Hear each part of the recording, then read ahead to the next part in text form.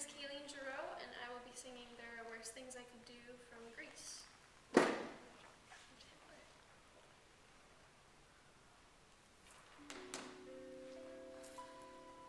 There are worse things I could do than go with a boy or two.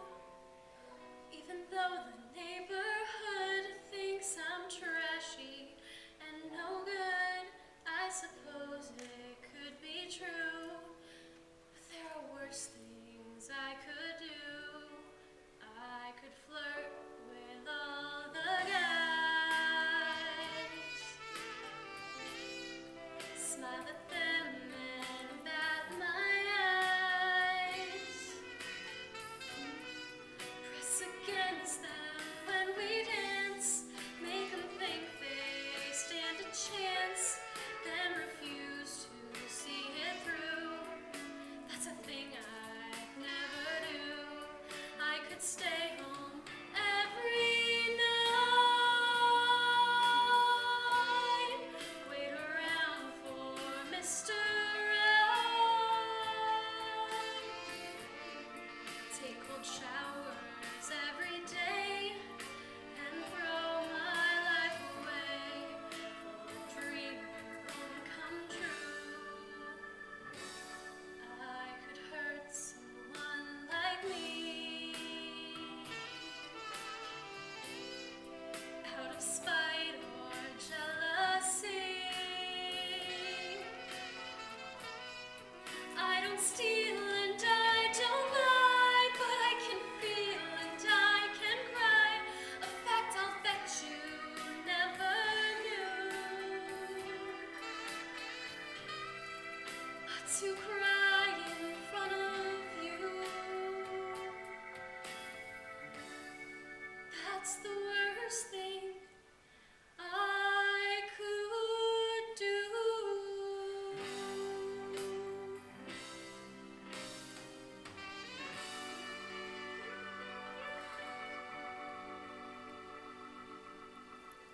So tell me why you chose the piece that you auditioned with. Well, currently it's the one I'm most comfortable with because I just played Rizzo. That was the one I felt, I don't know, I always felt really connected to that song. I felt really connected to the character itself. And I felt very comfortable in that song after doing it 60,000 times during the show. What made that a comfortable character for you, or a connectable character? I think I really liked how she was very tough on the exterior and she put out this front to people, but then she was very vulnerable on the inside, and I liked how that song got to show that a lot. So that And was, you feel that like connects to like who you are.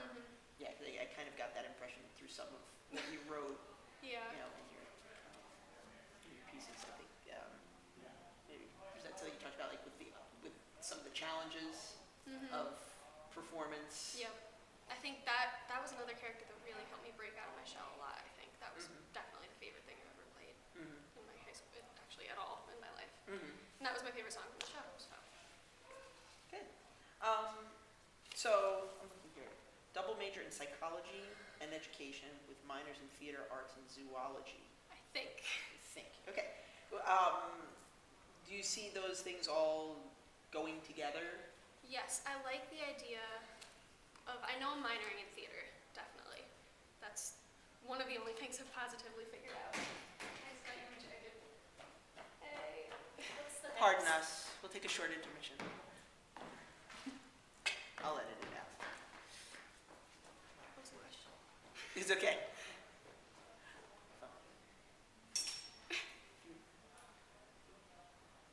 Okay. So, how all these areas kind of work together? Right, okay. So I'm going in undeclared next year, but as of right now, I believe I want to do a double major in psychology and education because I think I want to work in theater somehow, and I think that I want to work with kids with developmental disabilities. My brother is autistic, so that's one of the things that's really driven me toward that area. And I always noticed growing up, there was a lot of kids at Red Door Theater that had autism and that had ADHD and Asperger's syndrome, and theater really, really helped. It was something about getting on the stage and being someone else that helped them break out of their shell and make new friends and socialize. So I like the idea of working with children with developmental disabilities in theater therapy. Mm-hmm. That sounds odd, but they have a creative arts minor at the school that I'm going to, and you can create your own major there. So that's something I was interested in. I like the idea.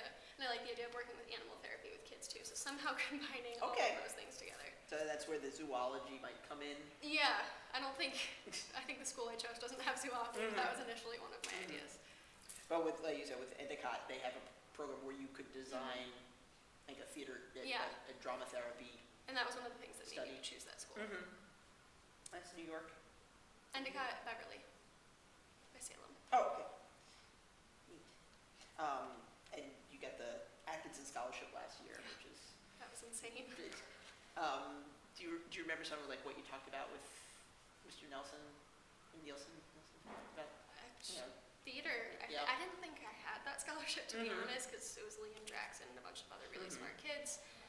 And the day that they announced it, I was sitting in the back row. I was like, oh, I'm not getting this, don't worry about it. And Emily had to hit me and tell me that I got it. I went up there and I think I asked him, are you sure?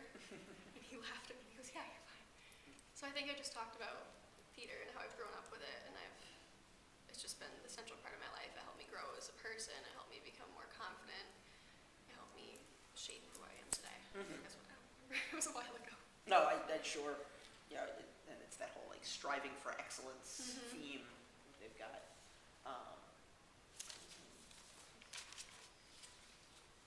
And you're one of the students here who had a chance to work with Mr. Farrier. I think I'm the only senior. Of the seniors, yeah, I'm pretty Yeah. sure. Yeah, a couple of other ones. Joseph, and Yeah. then I think the very Devin. beginning of Cinderella. Mm-hmm. Yeah, so I got to do 1.5 shows. Yep. And you know, the scholarship was developed in his name, you know, as a way of, you know, having students who are going to pursue the arts as their career, and you know, giving back to the community. And it sounds like, you know, an aspect of what you want to do with, Definitely. you know, through your own personal experience with your brother, and you know how that ties into it. That was most of the reason why I applied. Is 'cause, oh wait, I'm the only senior that actually knew it. And a lot of what you did, a lot of what you wrote about was your playwriting and your dramatic performance versus the you know, musical performance. Do you even though you feel that like the part of Rizzo was one of the strongest characters you played, Definitely. writing more about your playwriting experience, how does that kind of fit into what you see yourself doing? I discovered as much as I love being on stage and I love acting, Rizzo is probably my favorite thing I've ever done on the stage before. I really liked directing.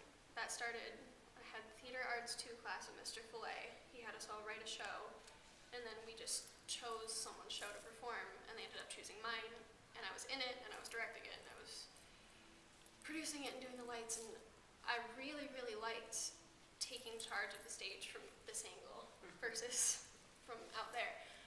And it was something about being able to control what happens to the characters versus like reading the script and finding out what's happened. I liked being able to write my own story and find out. And it turned into a way of like venting my own problems somehow through the characters. Because the first one I wrote is about crystal meth, and obviously I don't know anything about that, but the second one I wrote was about patients in a mental asylum. And they all had different mental disorders, and that was something that really interested me. And I thought it was really interesting to just watch actors develop their characters and be able to help them develop. And I liked helping people develop their characters and the storyline versus, I mean, obviously I like being in shows and being directed, but I really enjoyed being able to help others along the way. So. And that seems more like in tune with like this psychological aspect of what you want to study, because you're Yeah, I don't realize that now until I'm saying it out loud, yeah, but it does make really sense. getting into the psychology of the characters that you're developing, Yeah. you know, and working that into, you know, what you want to do with drama therapy and all that.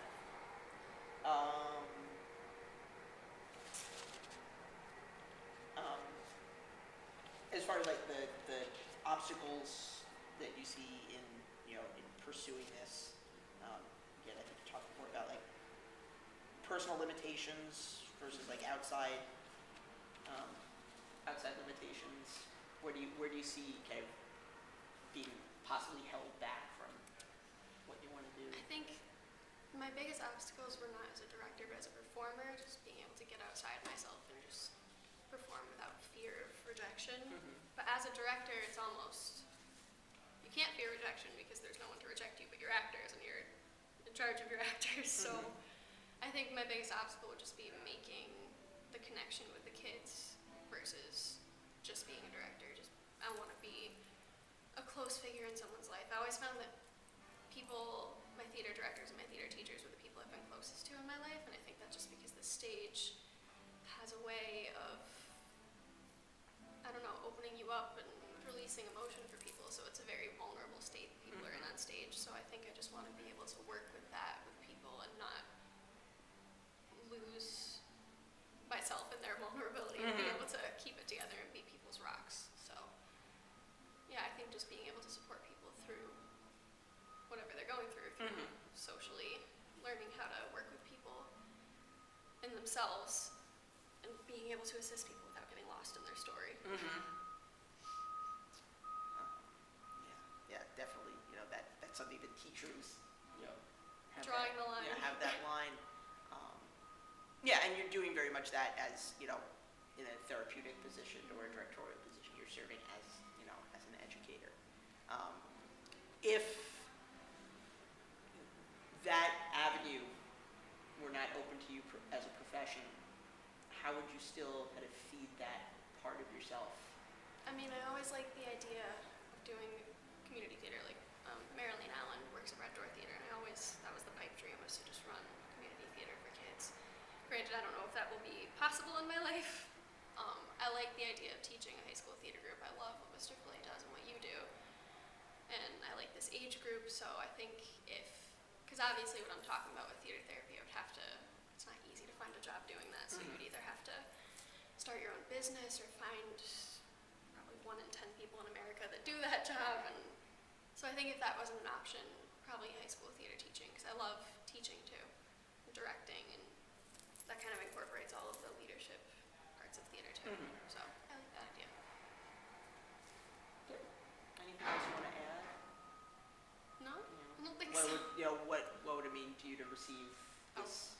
Obviously everything, because every year I would watch people that got this scholarship, and I would just sit back and remember knowing Van, and it was just, I think it was 6th grade, 7th grade for Joseph, and then 8th grade for Cinderella, and I just remember him being this very loving, warm, fatherly figure that just, he knew how to command a room, but do it with love and respect with the kids, and that was just, I just remember looking up to him even when I was that young, going, wow, he knows what he's doing something special. So that was most of the reason why I applied. It was the only scholarship I've applied to that I really connected with, and it meant something to me. So that was most of the reason why I applied, I think. I think that's all I got. Okay. Hi, my name is Josh Salinas. I will be playing a classical piece by Segreras. Hope you enjoy.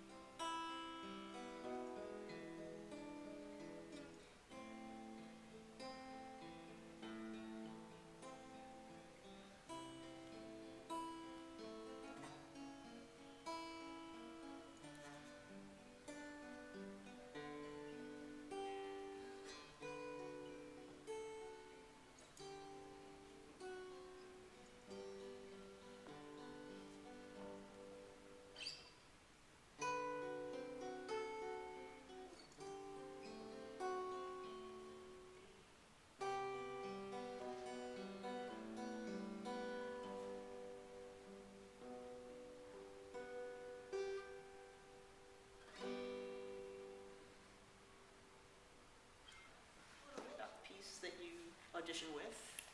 Okay, well, actually, to give a little background of it, I auditioned into the music department at UMass Lowell this year, and it was actually kind of a mess. They used to supply 2 pieces, and I had gotten those 2 pieces and had them all prepared, ready to audition. Then last minute, they changed the audition requirements, and they changed it to still 2 pieces, but they could be choices. So I figured, okay, well, I shouldn't go into playing the pieces that they used to supply, because that's going to look like I've been preparing for 3 years.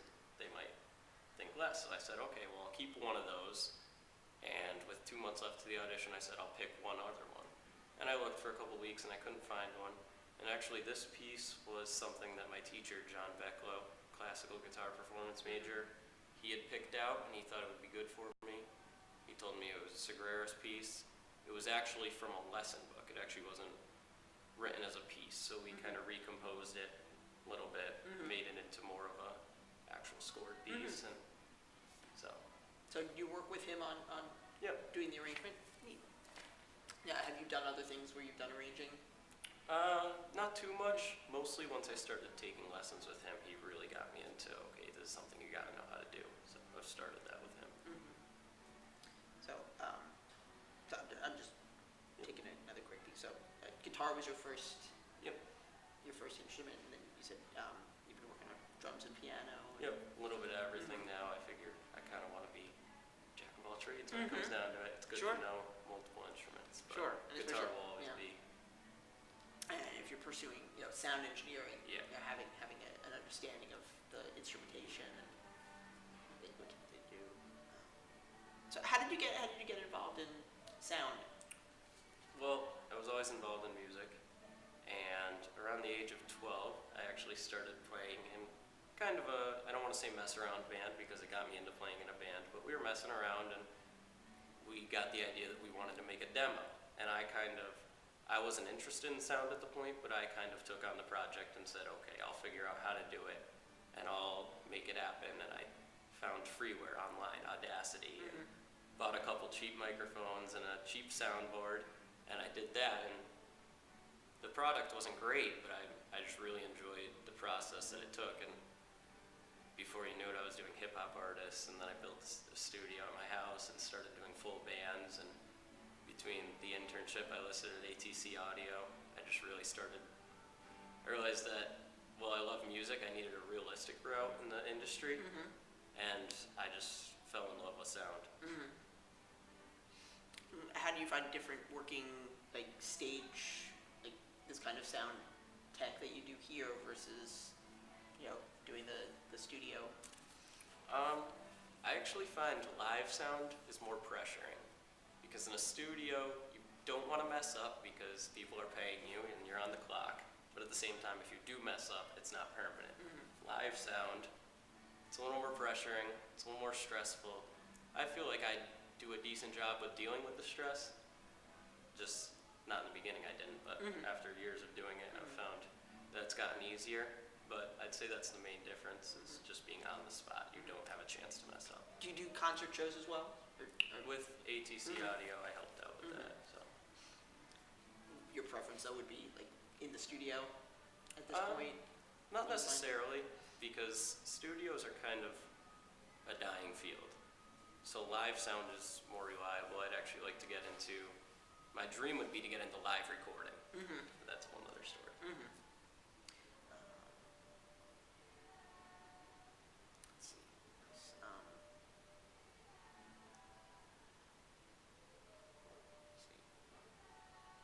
Yeah, I'm reading over what you said about your audition piece at UMass. And,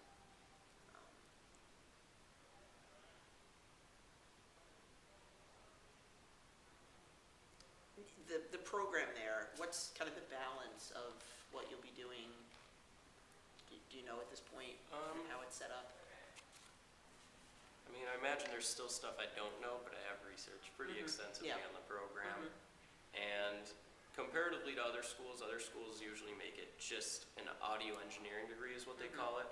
And it's all technical aspect. There's no musical training, so you don't need to audition into the program or anything like that. And I chose to go with music because after doing it for so many years, I don't think there's any way to make it in the industry without an understanding of music. And I know UMass Lowell's program, my internship at ATC Audio and also Warren Ammerman at Rotary Records, when I asked them where I should go, instantly first answer was UMass Lowell sound recording. So just referencing really, and they just combine a bachelor's of music degree with the technical aspect of recording. So That's great. Yeah, so you get from both sides, like yep. you said. And it's very easy to also, afterwards, I think it's only another 2 semesters to get your education major if you want to continue. Okay. Is that a possibility at this point?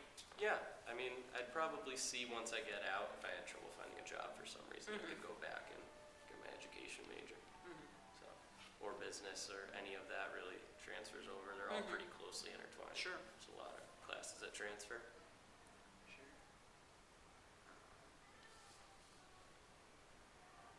And with kind of the spirit of the scholarship, because you didn't have an opportunity to work with Mr. Farrier at all. Yeah. Yeah, the idea of kind of the legacy of sharing knowledge, Yeah. whether it's through performance or through becoming a teacher. How do you see like your role and what you want to be doing fitting in to that idea?